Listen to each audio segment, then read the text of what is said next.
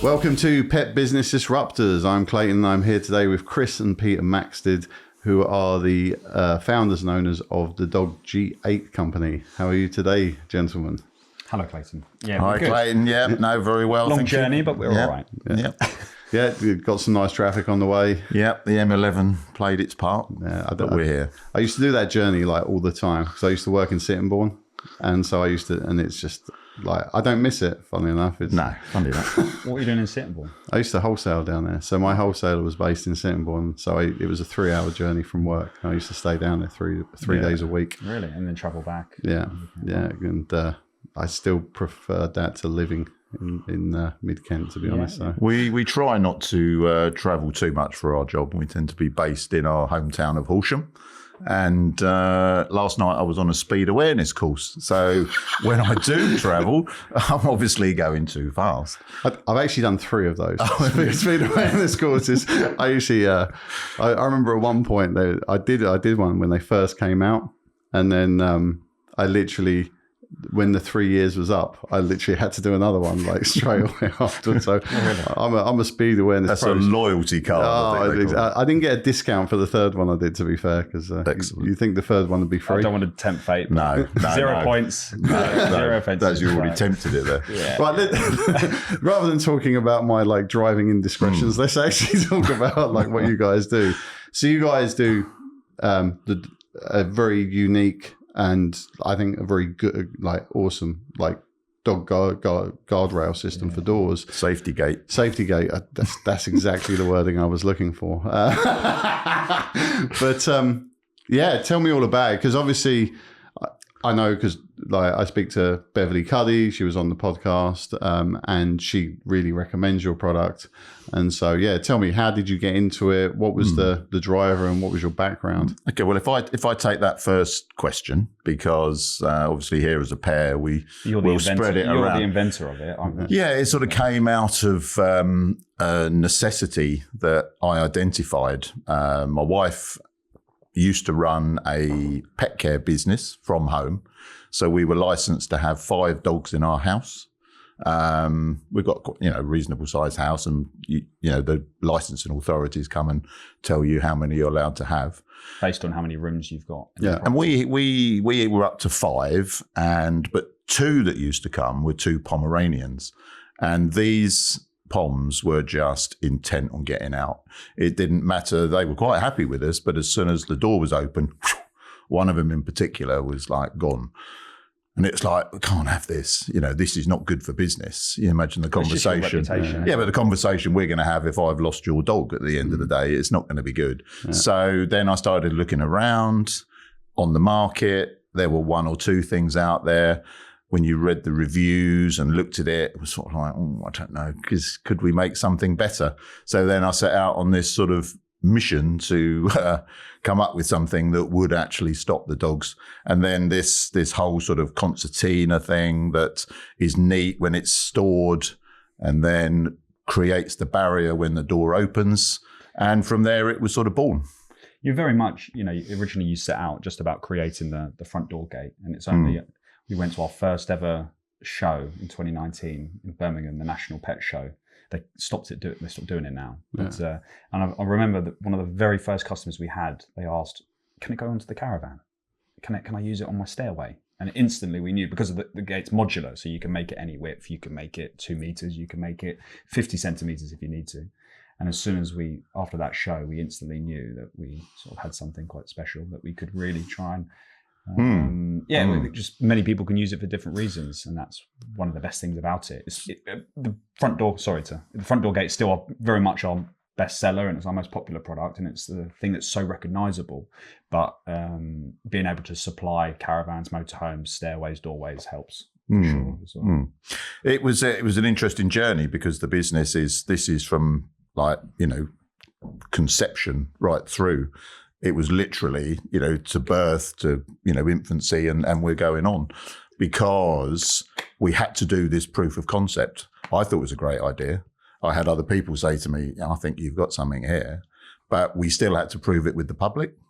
So that's a whole different journey. And we knew that journey could last between 12 and 24 months to see what was the response to the public going to be. We'd run trials for probably about 6 months prior to launch. I had it with, I think it was about 25 selected people who would have it on their home and then feed back the information. Variety of different breeds, from Bernese Mountain Dogs to Pointers to King Charles. So you get across it. And the feedback was very positive. It was, so we sort of, and so that journey began. Yeah, I mean, and look, I think it's having something which can fit onto a front door like that. Because I mean, you think so many terraced houses, let's say, that like go straight out onto a main road, or where I live, you have some roads where people might drive at 60 mile an hour, and there's literally a front door which is straight on it. And so if you've got a dog and it does like bolt out, you could end up with a dead dog very quickly. If the dog's been rehomed or it's a puppy, it's in a new environment with new owners, it could be untrained. And we know that there's plenty of other substitutes, obviously training and putting the dog in another room before you get to the door. But over the course of a 10-year or 15-year lifespan of a dog's life, that risk is always there. And I think, again, the numbers come into it, because the sheer number of dogs that are in the UK, obviously we all know they went up, during the pandemic, but there are estimated, from my latest ideas, of between 12.5 to 13 million dogs in the UK. So we know it's not going to be everyone's cup of tea. It's sort of like, we'd be happy with 10%, you know what I mean? But statistically, when we talk to people and they actually get it, then it's a great product. I remember clearly at Crufts 3 years ago, I think we were there. 2022 was the first one. Was it? Yeah. And this lady sort of approached the stand, and I sort of said, "Oh, hi, have you seen us before?" And she started crying. She literally started crying in front of me, and she said, "Why do I not know about this product?" It was quite something. So I sort of said, I don't know. We are trying to market it quite hard, but, obviously not doing very well. But,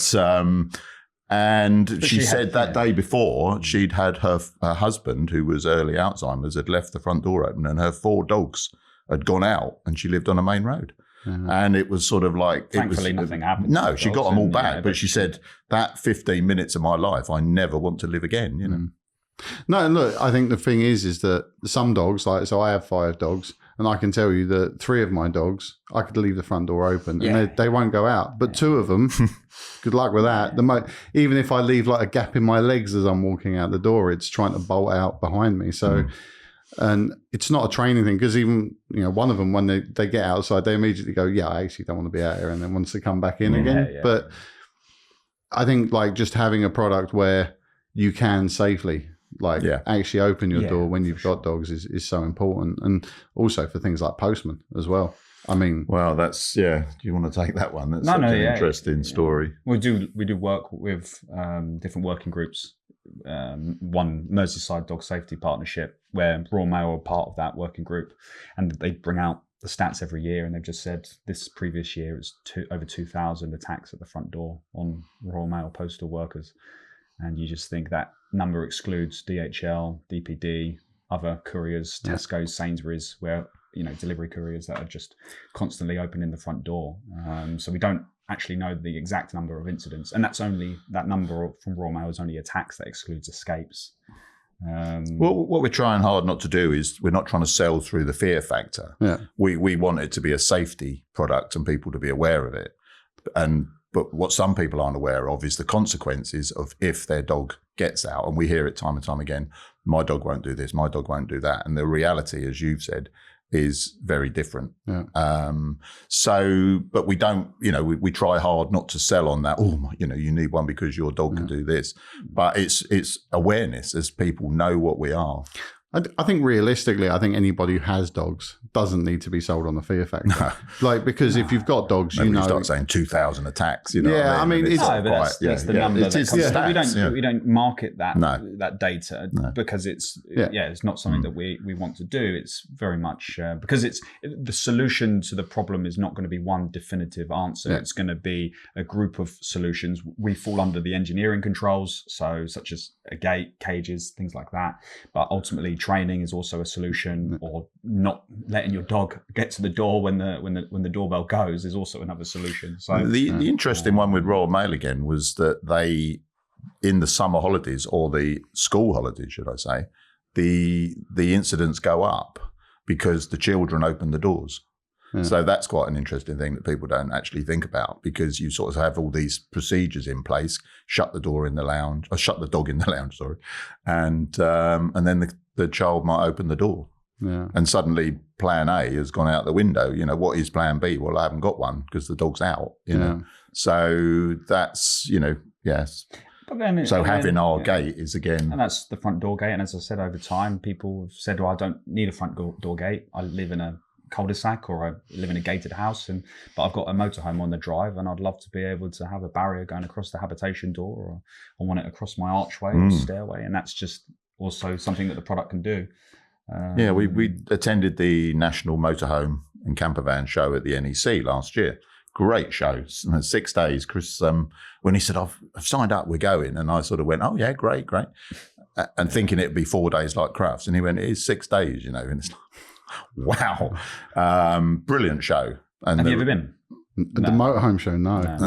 The response to us was phenomenal. Yeah, phenomenal. Yeah. I to be honest, it's interesting because obviously I'm from the pet trade, and so I've been to every pet show like you want to think about, but the sort of the fact that it can be then put into things like motorhomes, and there's other options for it. It's Caravan and Motorhome Club, they said, I think they released some data last year. It was 80% of motorhomers and caravanners have a dog.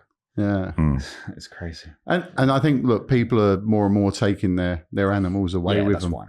Yeah. It's companionship. Yeah. And also people take their cats away. Yeah. Phenomenal. The people who sort of like, I'm traveling in my camper. I've seen a few TikTok videos of in my camper, and my cats are coming, and it's like, wow, that is fantastic. But I think where people are becoming more and more orientated towards a pet being a family member rather than being, let's say, a functional or utilitarian sort of thing to have in the house. People want to take their animals away with them rather than, let's say, putting into a boarding kennel or so I think, like, you can just see the rise of it. I mean, look, people take pets on planes now. It costs them fortunes, you know, but if they're small enough, you can go in the carry bag. Some airlines allow you to take it in your carry bag. Maybe we could have a gate on a plane. In case the one runs off. Not Ryanair. No names. maybe something a little less budget, but but no, it's interesting. So how did you, like, obviously, like, the marketing is obviously a big thing, because when you're doing what you're doing, you're building a completely new category within a category. So there's a new subcategory of what you're doing. And as much as, like, I totally see it, I totally get the whole idea. I think the problem is that there's a lot of people who just aren't aware of it. So that's, the marketing is something that I suppose we tried to work on together in the early days, and we still do a lot together, don't we? Yeah. It's just marketing it has been difficult because the safety gate market hasn't been challenged or disrupted in so long. You know, it was those conventional, stereotypical baby gates that you see that are pressure fitted with the bottom bar, and so something new never really came onto the market. There's a few sideways retractable. It was the roller blind turned on its side, sort of thing. You know, and so getting that and getting the messaging across on the gate's functionality and purpose and usability has been very difficult, but the biggest change has been social media. When we first started doing it, I joined in 2019. TikTok wasn't even around at that point. Social media has changed in that time, so it's now far more TikTok orientated, reels, things like that, and then being able to video the functionality of the gate and its unique sort of style is really, it's very visual, isn't it? And so it lends itself demonstrable. It has the dog in it. It has a product that's got a bit of a wow factor when it functions. Yeah, because it's almost like, oh my god, I mean, we hear it so many times at shows. It's been social media that's allowed the product to be recognised. Because you guys went on Dragon's Den as well, right? We did. That was caused really by TikTok. I was quite aware. A lot of people had said to me in the early days, this sort of proof of concept period, And they go, this is a Dragon's Den product. This is a Dragon's Den product. And I'd sort of found out through somebody I knew who'd been on the Den. And he said, they have researchers who are looking for products, and if they like you, they will contact you. So I'd always had this line. I said, well, if they contact us, then I'll do it. But I'm not going to put myself forward because I sort of anticipated what could come next. I didn't anticipate the gravity of what comes next, but I'd sort of anticipated it. So we went along, and then through TikTok. Yeah, it was through social media. One of the researchers just found us. This sort of lovely Scottish lass suddenly sort of rang me up one day. I will disclose I was on the golf course when I took the call, and she sort of said, I forget her name, from Dragon's Den. And it was like, oh, right, okay. Is it my shot? You know what I mean? And anyway, it progressed. And that was the February, and we went on in the May. And that then really changed quite a lot of the scene, because then suddenly a lot of people have seen it. I mean, it was probably the biggest shot in the arm to the business that we've had, I'd say. Yeah, massively. You're getting in front of a hell of a lot of people. I mean, that's one thing I'd like, because did you actually take the money? Did they offer We took the handshake. You took the handshake. Not after the due diligence, it fell through. So. Yeah, because that's a real common thing. I think people I know a few people who've been on Dragon's Den, and most of them, the due diligence falls through. Like for different reasons. Yeah. And I think that when you actually look at the investor world, what they offer on Dragon's Den, so like my big shock when I moved into the world of like actual investing with SEIS and EIS funds, etc., is I used to watch Dragon's Den and think, God, who would give 50 grand for 20% of that business? You're like, that's not worth 50 grand for 20% of that business. But actually, the truth is that in the real world, you'd be getting like 50 grand for more like 2% of the business. Like that actually, like Dragon's Den is like completely skewed in a different way. Yeah. And actually, if you were actually out looking, pitching for investment, the amount of investment you get is so, some businesses have gone on there, they've taken the investment and it's worked tremendously well for them. Some businesses have gone on there, it's fallen in due diligence and they've still done tremendously well. Some fail with investment, some fail without investment. Yeah. For us, I think, we talked about this the other month and we sort of said the business at the time was right. It was the right time for the exposure. It was the wrong time for an investment. And we didn't need an investor at that. We were still working out of your garage on Dragon's Den. Double garage. Come on, don't play it down. Don't play it down. One side the workshop, one side the office. But still, and we weren't ready for an investor. We didn't tell Deborah that, did we? No, of course not. No. But at the same time, we wanted the exposure. We want to be honest with you. I would have loved to have gone through, but just because I was, I'm obviously a lot younger, and to work with someone with that experience and knowledge and that insight, you would gain so much. I would have gone with it quite happily, and that's why we took the handshake. And we were disappointed when we've got this is not going to work for us. Who was it? Who was your Deborah and Sarah gave us offers, right? And then we originally asked for both. And they didn't want to. I tried to, I used one of my expressions. We'd love to work with a pair of you. And a couple of my sort of colleagues who know me quite well said, that is so you, Max did that. Is so you. We want to work with a pair of you. It was brilliant for us. The funny thing was that when they aired the show on the 9th of February, which is my wife's birthday, so we had a party around my house. And we had all the neighbours in and a few friends, and there were probably 30 of us crammed into my lounge. And you sort of, they were all seeing it for the first time. And but the funny thing was that with the, and I'm not going to sort of, I did clear this with Chris that I can mention this, is that when we were in the den, I love that head shakes. Yeah, when we were in the den. We did our pitch. It's nerve-wracking, I'm not going to lie. I've not been as nervous as that for a long time. Probably, I can't remember. So we've gone in there. We've done, I thought, a reasonable pitch. And a lot of people have said, you came over very professionally, sort of. And the pair of you, not just, I want to work with the pair of you. And So we've gone straight in, and straight away, Deborah Meaden's come in and gone, I love you guys. You know, I think it's a fantastic product, and I'm going to make you an offer. And it's like we've sort of looked at each other within, and thought, you know, the first half an hour, 40 minutes. this is like, we'd had a lot of quizzing. But then once they got to that stage, and then Sarah Davies comes in and goes, I really like you guys as well. I don't know anything about dogs, but I can see you've solved something here. I'm going to make you an offer. And that's, if you actually watch the thing, I go, oh, wow. Because I think we're going to go for the clean sweep now, you know, which is quite rare in the den. But then because their offers were good, and anyone who watches the den knows that 𝐃𝐈𝐒𝐂𝐂𝐀𝐈𝐌𝐿𝐿 Suleiman normally wants 40% starting of anything. Unless Peter Jones says it first, and then he's... what I think you're trying to get at is in the edit, they reversed it completely. Yeah, so we were in, out, out. Right. Whereas when they aired it, it was out.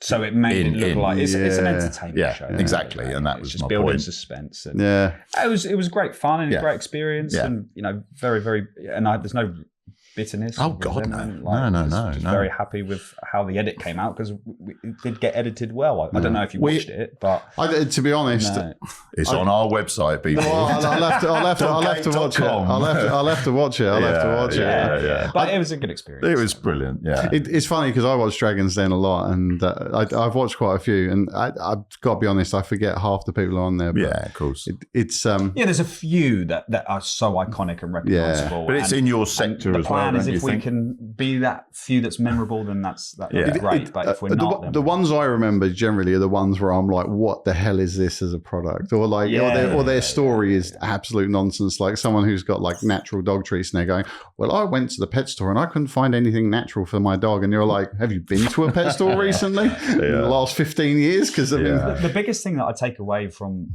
the den was. They were giving us a really hard time to begin with before any offers, you know, first sort of 15, 20 minutes. And then you were a firefighter for 30 years.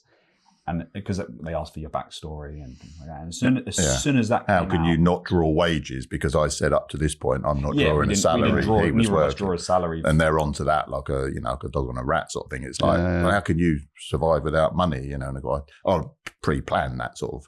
I've been in the fire service and I've got a decent pension. And as soon as that 30-year public servant came out, genuinely the atmosphere just flipped on its head.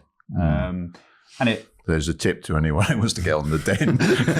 So 30 years in the fire. You're golden. They'll love you. No, it's not that. I don't know. Just the atmosphere changed. Yeah, there was a lot more. It's just the sort of respect came around because actually Peter Jones went, well, with respect to you, sort of thing. And suddenly there was a bit more of a mutual. You weren't. We're not. I don't know. Yeah. It turned it, and it was good. And they didn't really give us a hard time at all.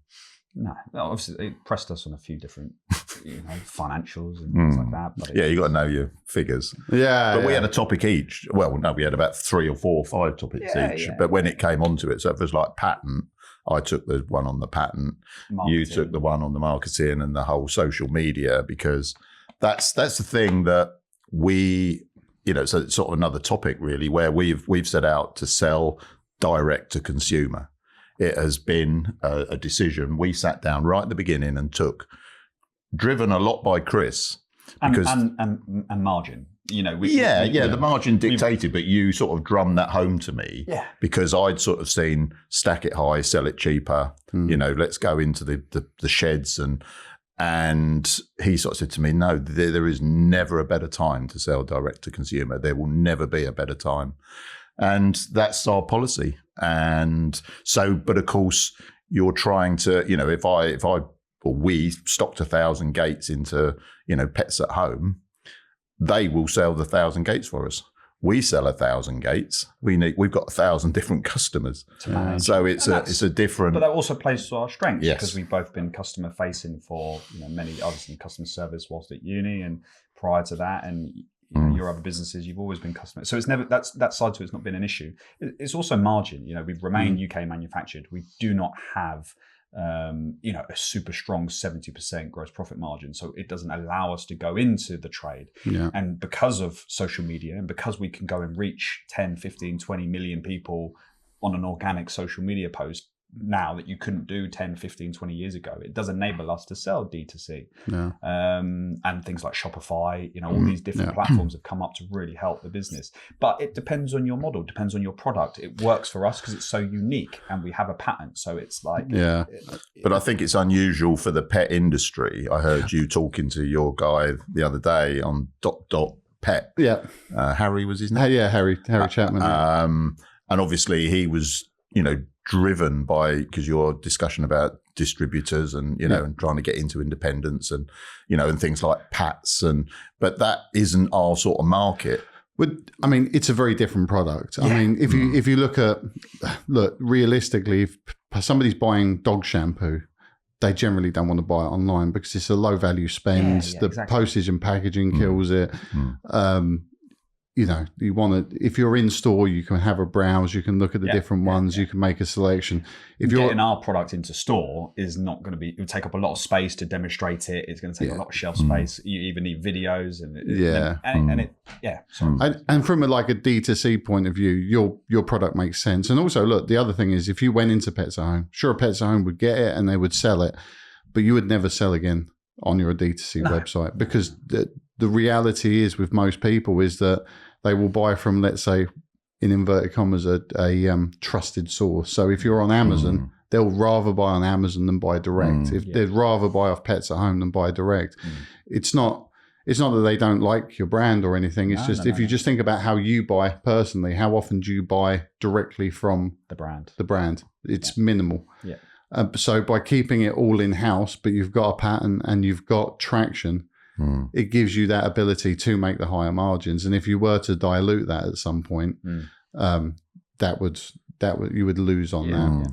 The only thing I would say though is how do you find international markets? Because obviously your product is unique, it's disruptive, but when you start talking about selling to, let's say, the US market or selling to the European market, it becomes a bit more problematic. Europe is tricky at the moment because of the customs charges that each customer obviously has to pay. DHL manage all the shipping internationally, and they are genuinely superb. US is not an issue at all. I mean, because of the product uniqueness, customers in the US are paying it. Last month, the US accounted for about 15% of our revenue, so it's a big market for us at this moment in time, and they're purchasing it from the UK. And that's without any advertising or marketing apart from the organic social media stuff. Mm. But the DHL managed the international shipments. That there's no custom charges to the US, anything under $800. And because there's no VAT, obviously that 20% covers the cost of the shipping. So it's working well at the moment, but we're aware that change will be needed in the next sort of 6 to 12 months if January the 20th. Well, particularly, we don't know what's going to happen with tariffs in the US and the UK, but I don't think tariffs will be a big problem. This is my wild prediction for the future. Okay. Well, let's have it, Clayton. Right. Okay. So whether you like or dislike Trump, I think his policy on tariffs revolves around good country, bad country. And I say that from the perspective that if you look at their trade deficit, they've got a massive trade deficit with Mexico, China, and Canada. And those are the markets he wants to identify. I literally spoke about this with a good friend of mine the other day, and there's no real trade deficit between the UK and the US. So I don't think it will affect us because I don't think he's looking for massive trade surpluses against countries. He's just looking to bridge the gap between the trade deficits. And look, it's that thing where manufacturing, like you said, making it in the UK is more expensive. Making stuff in the US is more expensive than making it in China. And his idea is I want to bring jobs to America. And so from that perspective, tariffs is the way of bringing manufacturing back. So equalizing trade. I'm not going to lie and say it's a dream that I would love to be over in the US and have some time over there. And because it's accounting for 15% of our revenue already from the UK, having an operation over there is a dream. Like I'm not going to beat around the bush, but it's just time, money. But it's within our thinking, isn't it? It's that, it's planned growth because we've had good growth, and it's planning it rather than have the thing just suddenly sort of like explode on you where you can't then back it up with, new premises, new staff, national insurance, dare I say it, come April with employees. And I'll be honest, I've distributed in the US for years, and I've done it with no staff. So it's not necessary. So one thing people don't realise about the US is actually how easy it is to trade in the country. You can use 3PLs. All you have to do is you just register as an LLC in the state where you land your products. I always tell people initial site should always be on the I-95, the sort of Florida to Maine highway, because that's where 60% of the population live. And shipping in the US is a fortune if you cross to the other. So if I'm shipping from Florida to California, it's a fortune. But if I'm going from North Carolina to New York. That's what some of our customers have said. They've said it's cheaper to ship from the UK to the US than it is from Florida to California, for example. I feel a consultancy role coming on plane. I don't, if you ever want, and this is anybody listening, if you ever want my advice on it, I'll do it, and I'll do it for free, because I'm very easygoing with my information. And it's a big one for us. Because we know the US audience, and we know that US audience are they like the product. They like the videos. They like the content. They like in their purchasing. So it's. But so that the overseas markets are aware to us. We had a lovely email from somebody in New Zealand. Do you see that one? And it started, please have this product over here. You know what I mean? And I actually explained the complexities. Because actually shipping to Oz isn't that. I can't remember what the actual cost is. It isn't. Cheap. It's not. I can get an LCL pallet, so like a less than container load pallet, from the UK to Australia for 200 quid. That's pretty good, isn't it? 200 quid. Because if you think about it, where we are in the UK, all the containers go the other direction. So everything comes from China to the UK. Everything goes back empty. So actually shipping it, most of the cost is actually in the getting it from your warehouse to the distribution center, and from internally in Australia to wherever it's going. Like the actual container side is literally, it's like so. This please, lady. And I sort of said to her, no, she came back to me and said, I'm going to get a sort of conglomerate of people who are going to buy it, and if I buy it on bulk, can I have some discount? So I said, yes, you can, if you get, It's your original question was just how are you selling internationally? And it's good. It's selling well. It's just managing that growth. We love it, don't we? When you see a South American sort of dog kennel, sort of having our gate. We had Bolivia, didn't we? Mexico. Well, there's a buzz because of social media. People see it all over the world. There's a buzz to it, right? It's like there's nothing more than actually seeing that, like when all the subtitles come up in South American or Brazilian. Oh, there's a buzz to seeing the order come through. Absolutely. I think that it's that. People sort of say, you must be so happy with what you've achieved and things like that. I suppose we are, but it's like there's just so much focus. You don't smell the roses just yet. We're not. No, the journey's still in its sort of infancy. Back to my child analogy, we're probably we're just about ready to start primary school. You know what I mean? It's that far back we are. We're not young. Yeah. I suppose one problem you have got, and this is that because it is a quality product, it's a one and done product. Retention is a big problem, and obviously, like, if I'm selling dog food, someone buys from me, they're buying from me every few weeks, every month. Yeah, we did the math on it once, didn't we? It's 13 million dogs eating an average of twice a day, 365 days a year. How many meals is that? Whereas with our product, absolutely, it's one and done. So we know the numbers. It's about 11% come back for a second purchase, and then 1% come back for a third purchase, and then literally after that. And so it's up to us to either continue to show the product to new customers, or we look at developing new products underneath our brand, which is something that we've discussed. And we've got things in the pipeline to deal with the retention issue. But it's just the heart that you can take from it is that the market is so big that that's at this stage, we are scratching the surface still, which it still sounds a bit daft when you say that, given our sort of, turnover this year. But we are still scratching the surface. But it's about elevating it to a level where Yeah. you can actually guarantee your income to some degree. Like, because again, the problem with one and done is what you'll find is that certain times of the year you'll be smashing it, and then other times of the year it could slow off. Yeah, yeah. And the thing is something that is that's the similar concern that we've had, but to date there's been no peaks and troughs. It's pretty consistent throughout, because as we come into spring, particularly, at the moment we're in peak e-commerce season. December, obviously we just had Black Friday. December, October's pretty good. The moment we come into the new year, February, we have the motorhome show and then crafts. And now at this size of business, it's impactful to us. As we grow, it won't be as impactful.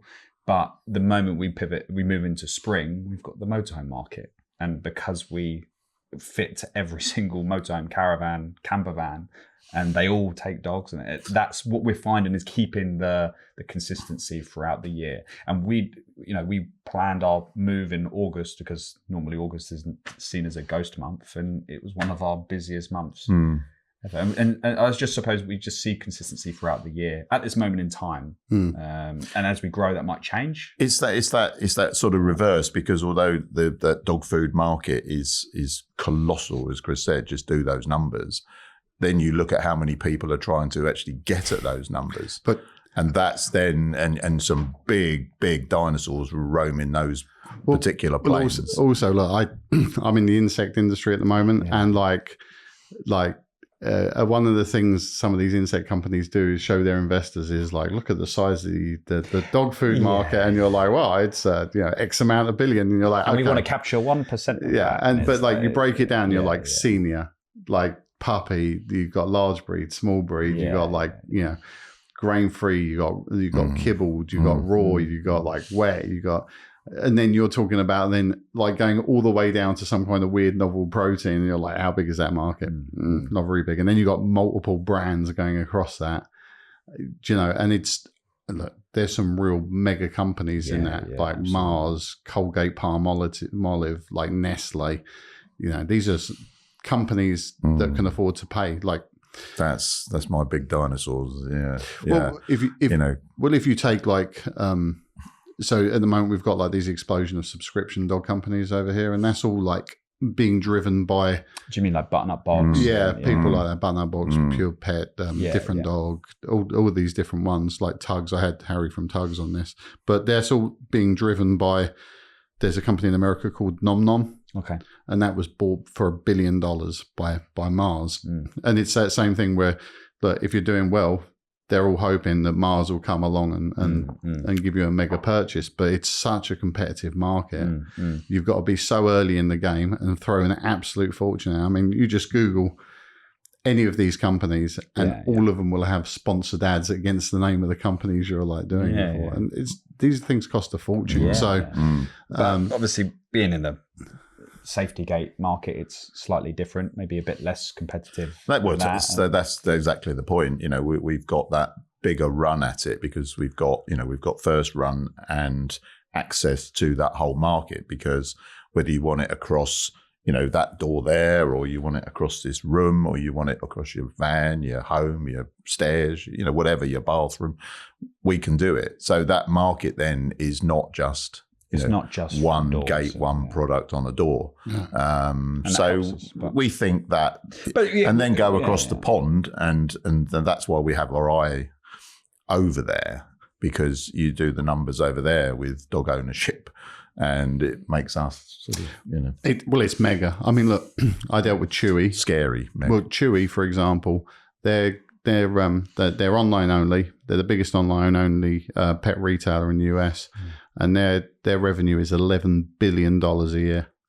I mean, that's just a number I can't even get my head around in terms of pet products. And they're just about to move into Canada. So, you talk about these companies, there's serious money. I mean, the first order they took off me, Chewy, was like $50,000 for one SKU. Wow.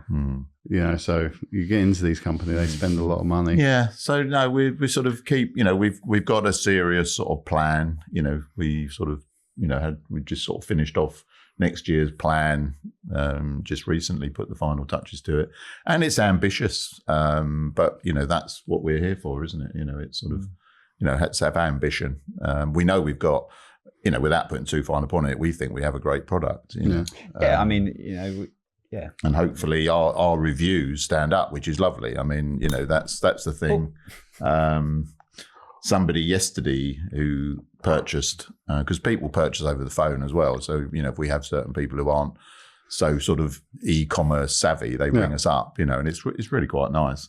But, and I said, have you seen our reviews? And she went, that's why I'm ringing, and it's sort of, that's the feedback. We found out from somebody who's on the e-commerce side of DHL, and she said to us that 67% of people will not buy any products without reading reviews now. Really? Which is, I should be in that category, but I never am. I'm forever ordering stuff which is absolute garbage, and then reading the reviews afterwards and going, I should have read. I should have read the reviews. To be fair, but you think of that, that's a high sort of people who actually will, because the old days of you don't know who's writing the reviews. It could be their mum, their aunt, their brother. You know what I mean? That those days are sort of gone. It's all verified and. And I think that's a good testimony to the product. I can sell it all day long, you know what I mean? But it's what our customers are saying. So functionally, how does it fit across the door for someone who's never seen it before? Because when I think about things like baby gates, they're just like pain in the ass because functionally it just comes with 4 brackets. You mount 2 brackets on one side of the opening and 2 brackets on the other. I'm looking at the door there. That's why I just have it. Not that anyone can see it. The brackets stay into place permanently. But those brackets can go almost anywhere. So across a camper van opening, across a doorway, across archways, on a front door. And once those brackets are key, aren't they, really? And once they stay into place, the gate just slots into those brackets as you need. But because it's modular, it's retractable, sorry. It can just collapse to a very nice small depth. So it's very unobtrusive. And then it will span open. And because it's modular, it can just go to any width. So that's how it works, really. That's the one he's described there is the one for the sort of front door. Yeah. Well, that's all configurations, yeah, is it not? but with the barrier gates, they stay in still place. Brackets mounted. It is still brackets mounted. Yeah. Exactly right. Do you find there's much user error when you're selling them out? Because look, I've sold products before which are not complicated, but there's a little bit of complication in them.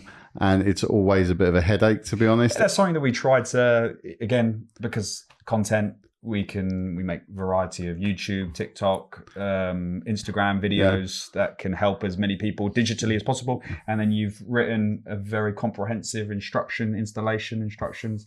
And because we're a family business, people contact us. I have phone calls or colleagues have phone calls with a variety of people that need help installation. It's something we do pride ourselves on is customer service. Yeah. Because we both come from a customer service background, apart from the fire service, which is still customer service to an end. We're acutely aware of how important it is, not to sort of say, why didn't you read the instructions? User error is limited, I feel, considering the volumes that we're selling and the amount of questions that we get. I personally think so. Yeah, the one of the big advantages as well that we bought into it was for UPVC and composite doors, there is no need for screws. And that's the one that a lot of people go, that's the magic sort of light comes on. I haven't got to screw it. And because, a lot of people have front doors made of UPVC or composite. And that works really well. I think that's a great selling point, if I'm honest. Do you know what it is? As easy as your eyes light up when I said as easy as it is to put screws in, just the sheer idea of it gives me IKEA sweats. Yeah, to be honest. And this is something that we talk about. Like the adhesive, they're manufactured by 3M. They're industry leading. Like they're genuinely solid adhesives. If they fail, we have a variety of other adhesives to provide, but the failure rate's 5%, something minimal. Yeah. And then we just send out a new set. But the other thing that I point out to you is if you have to screw, it's the cost is the safety of your dog, and then it's sort of worth it, really. No. It's do you know what it is? It's like, for me, it's like I've had so much IKEA and all this like flat pack crap over my life that I just look at it and it freaks me out at this point. So it's like just even the adhesives are a big point. The one I'll say on the front door, if anyone sort of following this looks at us and says, "Oh yeah, I really want that."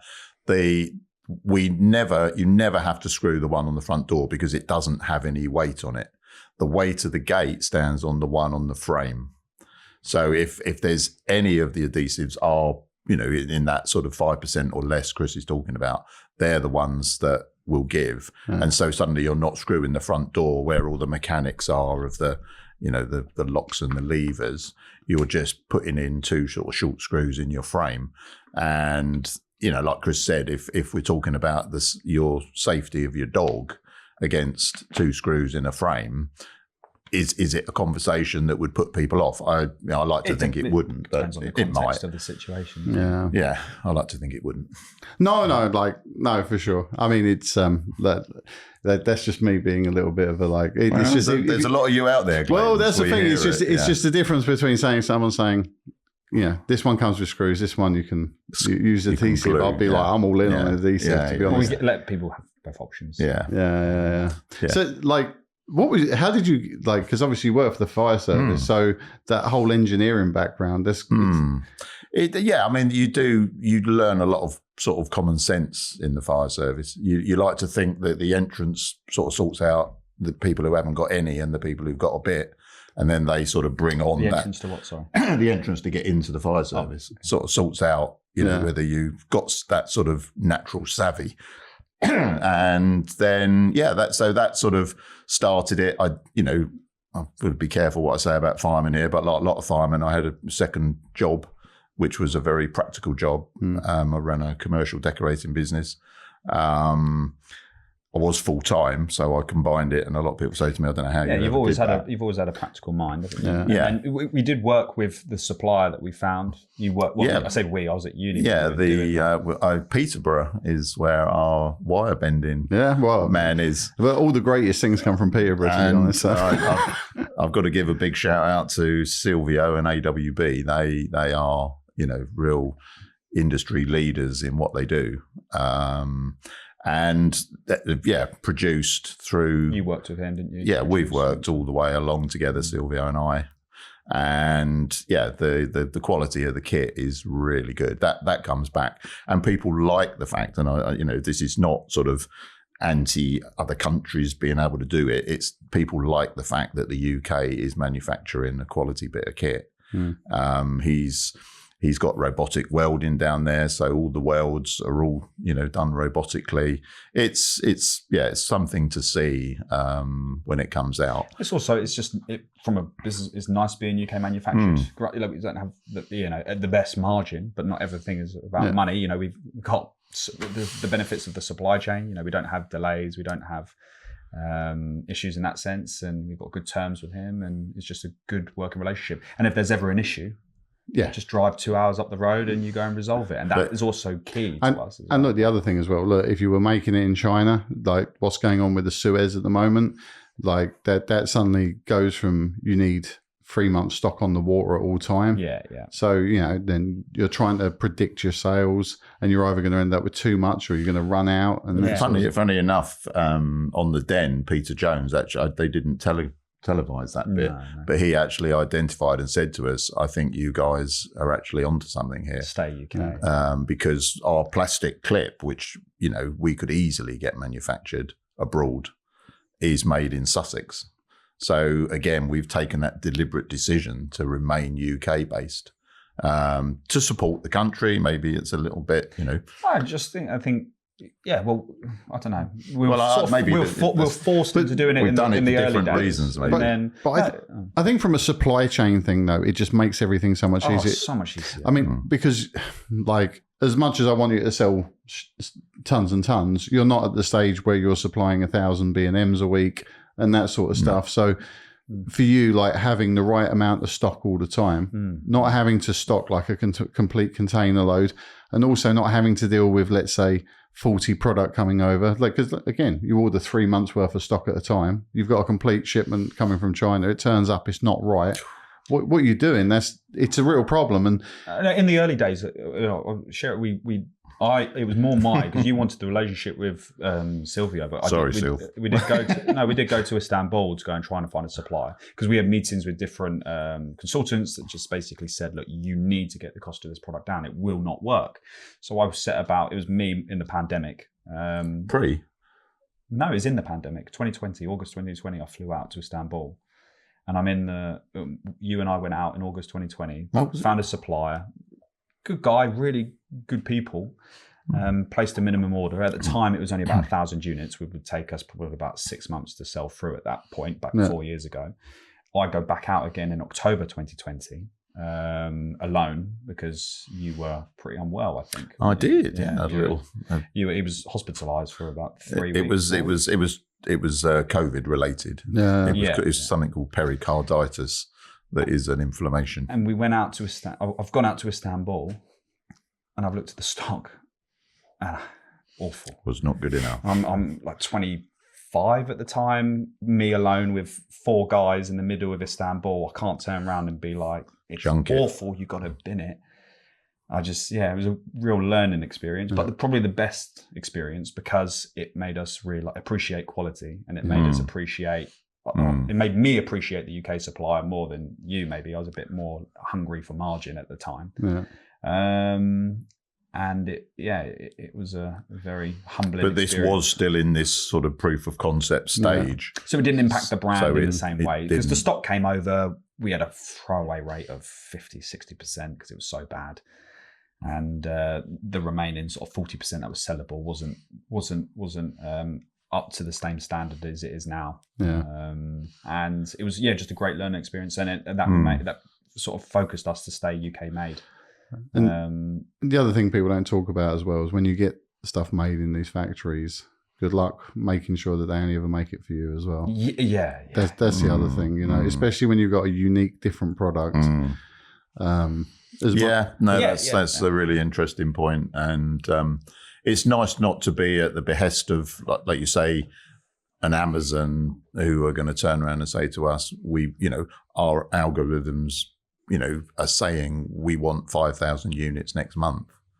And we were on Amazon for a little bit. Yeah, we were. Came away, but the numbers they were asking weren't, but they could. Amazon took the customer data. They took all the information away from the business, which is valuable to us, obviously, as we grow.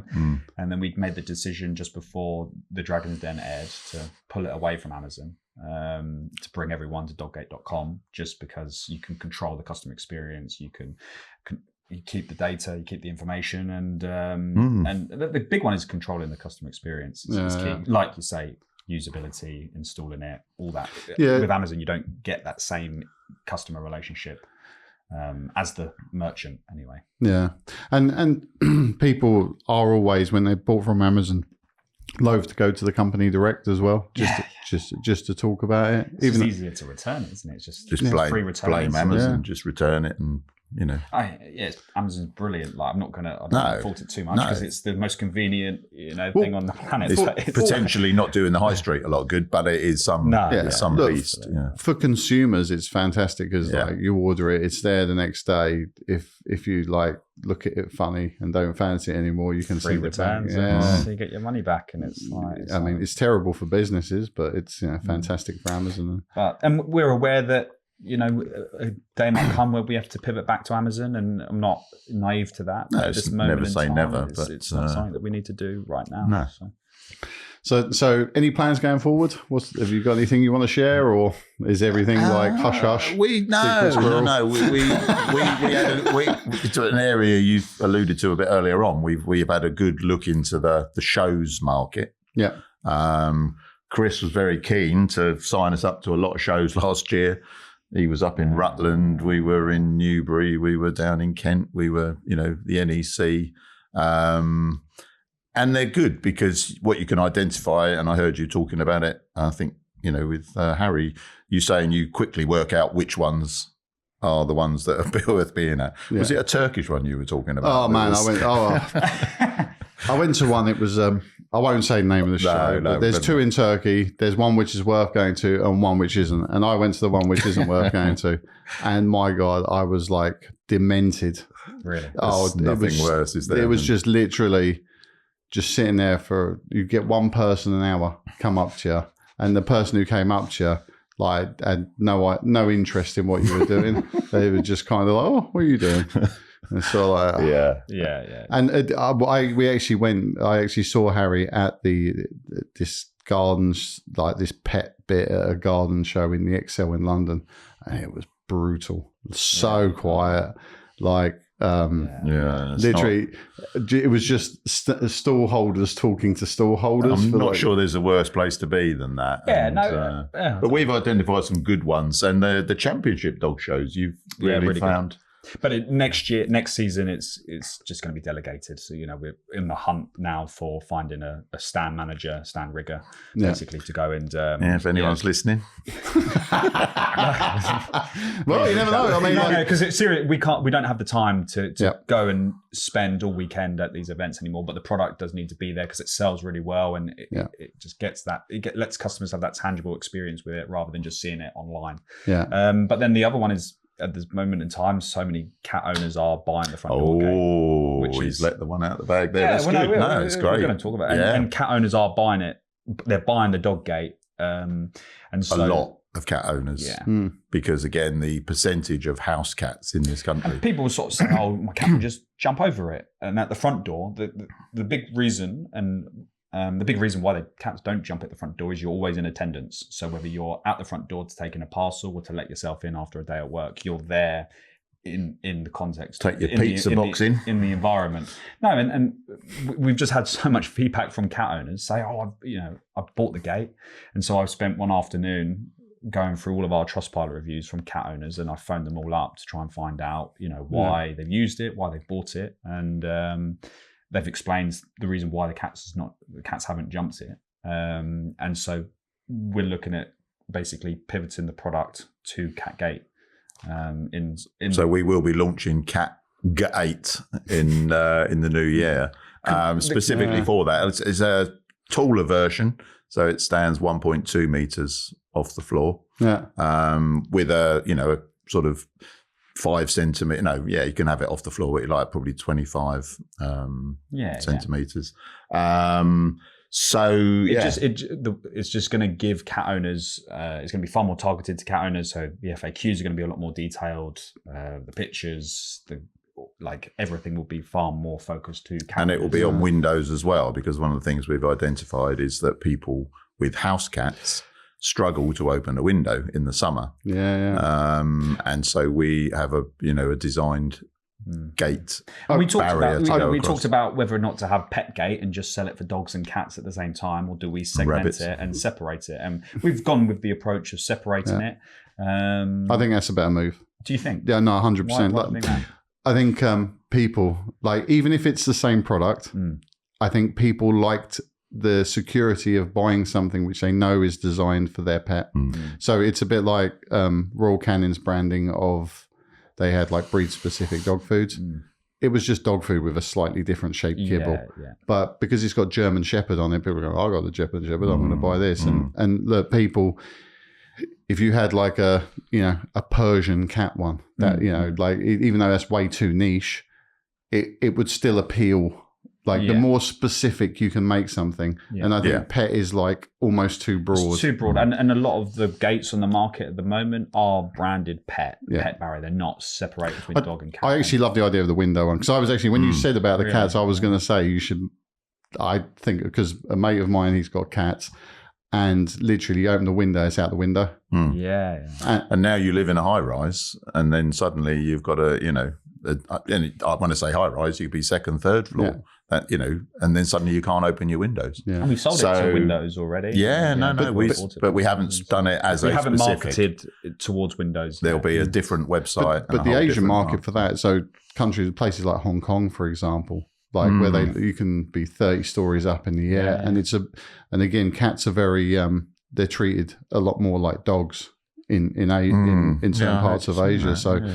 places, markets like that would be fantastic for. And so that's probably the biggest move of 2025 is something that we're really working on at the moment, the back end of it, make sure photography, websites, everything like that set up. But the actual concept of the product will remain exactly the same. As well as gearing up for, as Chris said, in early 25, people start dusting off their camper vans and motorhomes. And then suddenly that market opens again.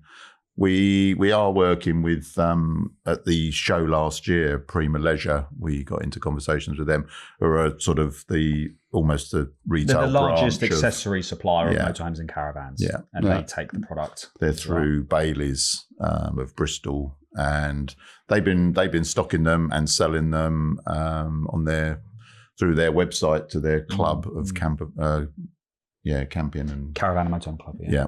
And they've been really, really pleased with the response. Which we never, when we first started out, you never would have thought the caravan and motorhome market would, be as popular as it is. Yeah, you wouldn't have thought cats, but but as time moves on, customers come to you with different, and this is the thing that direct to consumer gives you. It gives you that engagement with customers to let you know what you need to do to improve. Whereas if we were just on Amazon and we wouldn't get much feedback, or you wouldn't have customers reach out to us in the same way to say, "Oh, can you do it for my cat? Can you do it for my motorhome? Can you do it for X, Y, and Z?" It also gives you a chance as well to iterate if there is a problem and that sort of stuff. I mean, because again, it's I spoke to Anne Carlson from Jiminy's on this podcast and she was talking about how it was customer feedback of people saying that the zip kept breaking on a dog food bag, and whereas for her, where she used to tip it straight into a container, she never really thought about it. Wow. But people just kept it was obviously a pain point for people. You read the reviews and then you can go, okay, I can do this with a small change. I can actually make this much more effective, And that's something that, and the product's evolved since we've made modifications to it as time's gone forward. Put locks on it, and we put slight design changes of the brackets and things like just to make functionality better for the customer. And then eventually, we still, it's quite nice, and you can probably pick it up from this. We're still 5 years on in the journey. We're still excited by what's in front of us. Yeah. It's not, we're not sort of fearful of the future at all. It's like, this is still, we're on It's just it's got to focus and don't be complacent. It's really simple. But complacency is what is Warren Buffett says. Complacency is the biggest killer of businesses. And it's like at the moment complacency sets in. And also standing still. What you're doing at the moment is working, but you should always have a plan in mind for what you're doing in a year's time, what you're doing in 5 years' time. And although that might bounce around between now and then, and it will change, but you need to have that in mind all the time. I always used to say, when I was wholesaling, I ran a wholesaler for 20 odd years. You don't run a wholesaler for 20 odd years and keep building the business if you're still doing the same thing. Yeah. Because every 5 year cycle, you'd look back and you go, if I was just selling what I was selling then, my business now would be at 2 million, not 4 million, because the new shit's selling, and I'm getting more and more work sending stuff out by parcel delivery rather than delivering in my own vans, or or sending pallets to these guys. So it's, you got to continuously keep moving the products. And look, it's like, like for us, like we used to sell a lot of wild bird food, but then Wilkinston started selling wild bird food, and B&M and the range. Cut your legs off. And so the pet store started selling less and less of that sort of stuff. So we had to then, we started selling more of other different products. And so it's because, if we just said, well, we're a wild bird food company, that's all we're ever going to do. And we're not, we just support the independent trade. Good luck having a business like 5 years later. There's something really quite nice about selling a product that is new and innovative, but it's also safe. It's safety. And for me, and this is not trying to sound, holier than thou or anything like that. When I read reviews and we get emails from people saying, this gate's actually changed my life. And then, that does sound a bit. It's not every customer, but they do say of course not. No, but the ones you do get, it's like, this makes it worth it. Because it's tough. Running businesses it's harder things to do in the world, but it's not there's easier. But if we're selling bottles of still water, there's a buzz about the business and the whole sort of, but it's still water. But it's, you know, this is a safety product that is changing people's lives. Yeah, and the feedback makes it very much worth it. And it's like, and we take a lot of motivation out of that. I do. Yeah, no, we do. Too. And look, you've got a whole world open to you. And like I say, you've got new products on the way. I think I can just see it going from I found my US consultant as well. So. What's not to like about today? No, but I think, look, you've got a whole world open, and look, the markets out there are huge. And I think with a product that's truly fit for purpose, and you can actually really impact and save lives at the end of the day, because that's what it does. That is the big one. Yeah. And because at the end of the day, there's nothing more worrying than your dog getting out in the road. As I say, it's striking that balance between not trying to alarm and scare people, but actually pointing out that a dog getting out is a very serious thing. A dog escape from a front door is I don't think you need to point it out. No. I don't think you need to point it out, because if you've got an animal, you only have to, if you see a gate that works for your front door, you don't need to point out if your dog gets out of your house. It's trouble. You could be in trouble, because I tell you what, if you live by a main road and you've got absolutely. So I think excellent. We've got ambition plans for 2025, and we just keep on growing. We've also got a really great team, other than us two behind us. We've got Harriet, who now sort of takes our social media side, and some of the numbers we're generating on Instagram and TikTok. Didn't you say this week we've got another TikToker on 6.3 million this week? You know what I mean? These are the numbers we're generating in a week. And that same one went on to Insta. It's another 6 million. It's another 6 million.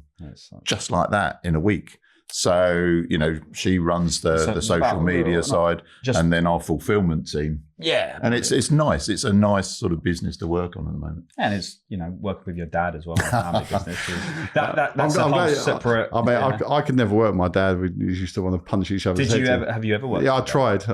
Like when I was about, it would have ended in blood, to be honest. Really? I think we're both. Was he in business? Or so my dad has always been in pet trade as well. So I'm like a real pet trade kid. So I remember you hearing something about the Old Kent Road. Yeah, so my dad had a pet shop on the Old Kent Road. Yeah, my dad, we had a pet shop on the Old Kent Road, and when he moved to Belgium, he opened the distributors in Belgium, and so I happily used to sell some of his products when I was distributing in the UK, because like he would, he'd have some interesting products. My dad's a bit like me. He's a bit of a hunter rather than a farmer. So he was always out finding new, exciting products. It was quite good. I could get his products, sell them. But in terms of like working closely with him, we're both two.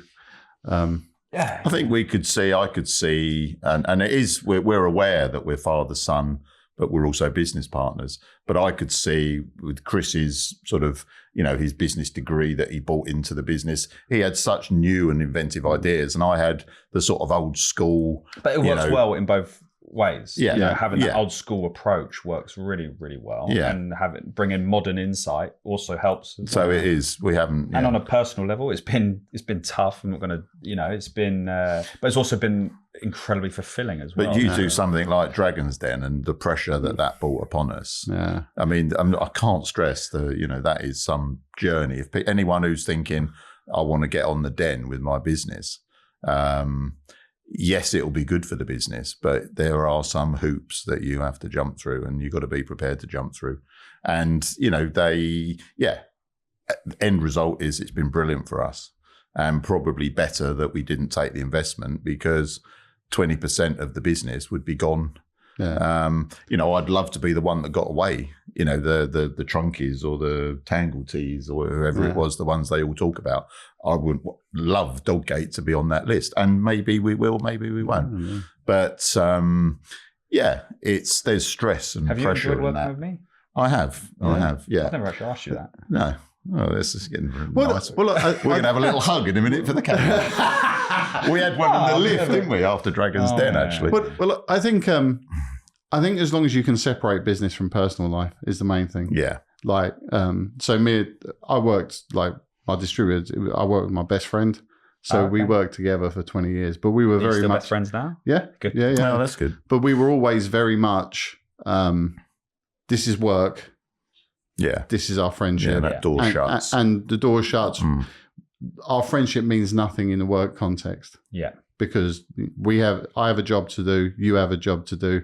If one of us isn't doing our job properly, that's not flying, you know. So, and I think having that is important, but knowing where to draw that line. The level, it's just, I've never worked on a business where it's not been with my dad, so I don't know any different. But the level of trust that we have is, and I can't. It's you can't put a price on that. No. And because I don't sort of think Chris is, you know, sat in the office on his own planning an exit or merging with somebody else. Yeah. It's sort of that I know that isn't going to be playing FIFA. I know it's not going to be happening. About 3-4 years ago, there was a bit of a gaming addiction. But that was the pandemic. Yeah, that was. But no, so and it's just there are unique challenges to a family business, but if you get it right, but there's challenges to every business. Yeah. Oh God, yeah. And you know, it's some people work well and complement each other, and some people don't. Like and you know, I thought we had a phase where weren't we right for one another, and that I think this is probably the best that we've been in our relationship, if I'm honest. We moved premises. We moved out of my garage. I'd like to point out double garage. Well, you went from a single to a double. And then we took in our hometown of Horsham, we took an enterprise units, they call them. And it's like a starter unit. It's probably a stone between. It's probably twice the size of where we are, this room we're in at the moment. Yeah. But it was perfect to get us out of home, which my wife was elated about. So then we went to this enterprise unit, and then we were only in there 13 months. And by sort of month 9, it's like, we've got to go again, you know, and we have moved again. And now we've got a unit that's probably 4 times the size, 5 times the size of where we were. And it's brilliant, but it's allowing the business to grow because we're not asking our cardboard box supplier to hold all our boxes. We can hold them ourselves. Logistically, it's just seamless now. Yeah. But as we continue to grow out of this one, well, it's going to become more difficult. Space is like, growth is always difficult with space. I mean, look, our business went from 10 grand a week to 20 odd grand a week to 40 odd grand a week to 80 odd grand a week. And like, as you sort of bounce up them levels, I mean, the first warehouse we were in was like 3,000 square foot. We had no racking. And we went from 10 grand to 20 grand then. Suddenly we had like shipping containers outside stacked on top of each other. Like, you know. What was the toughest thing you found about managing that growth?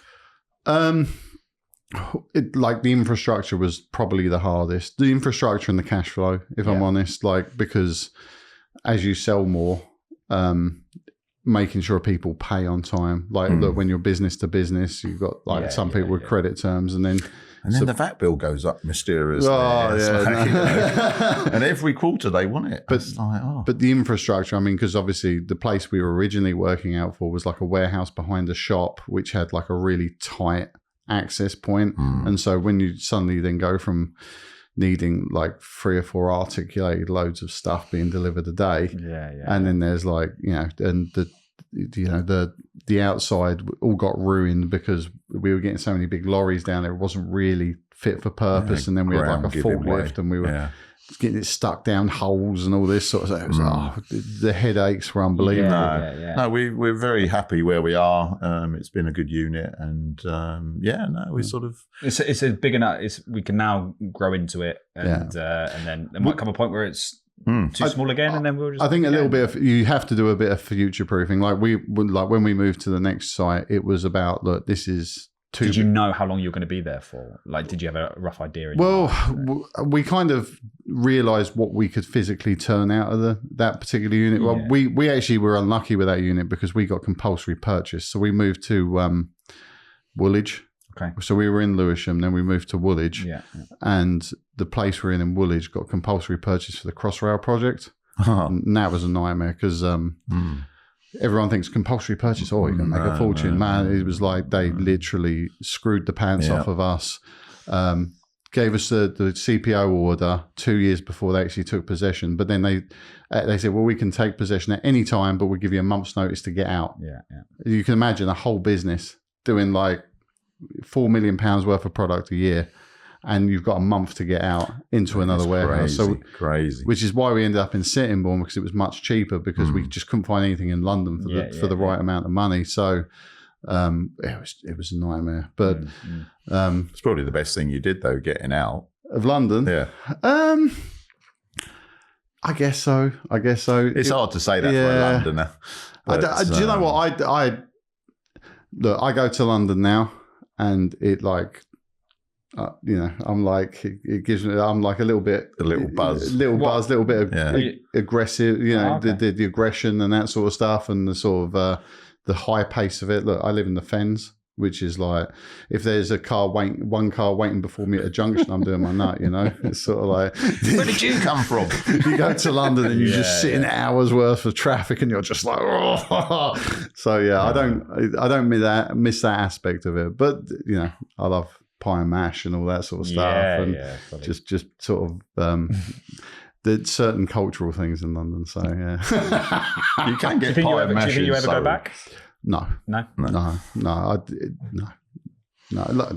overpriced for my book. I think if you're in the financial services, it's a case if you've got to be there. But most other industries, I think, can find a way. I sold my house in London in 2009 for 174 grand. Within 3 or 4 years, it was worth 400. The house I've got now, I paid, first house I bought up here was 80 grand. Within 10 years, it was worth 88. So, like I've got a 3-bedroom. Now it's worth 60. I got a 3-bedroom bungalow, bit of land and that sort of stuff, and it's worth a couple $100,000. I couldn't afford to move back. I mean, what am I going to buy in London for that? It's just, to me, it's like, well, I'm not a Londoner, so sometimes, I do sound like one, but I'm not. It's overrated to me. I was up here Friday night with my old schoolmates. We had a school reunion up Putt Shack. Have you ever tried Putt Shack? Quick shout out for them. You're into golf? No, it's not golf. It's crazy golf. Crazy golf. But the windmill always gets me. It's like, it's lining it up. We were the class of 74, and we still get together, and we all went out in London all around Bank and all around there. It was good fun. That's my London experience for the year. Right, go on. If anyone wants to get a hold of you, what's the best way of doing it? If someone has suffers from a very common problem of not being able to look, making sure their door's safe. The website or if they want to be a stand manager or stand rigger. Oh yeah. Yeah, and look, I mean, I love doing shows personally. Oh, it's brilliant. I love it. You've got to love giving every other weekend up, maybe 1 in 3 we're looking at. But anyway, so the website, obviously it's dog-g8.com, all the W's. So that's dog-g8.com. That's the number 8. Get 8, yeah. It was I wanted something that you could trademark and brand.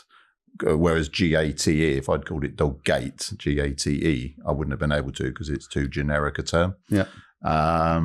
So that's the website, and then all the details. We're contactable, and we have lots of people ring us up, as I can testify to the drive up. So we are still that sort of family business where you can ring us, and you will get us. And that's good. Yeah. Awesome. Thanks for coming in, guys. Thank you for having us. Thank you, Clayton. Yeah, man. It's been enjoyable. Right. Thanks a million. Right.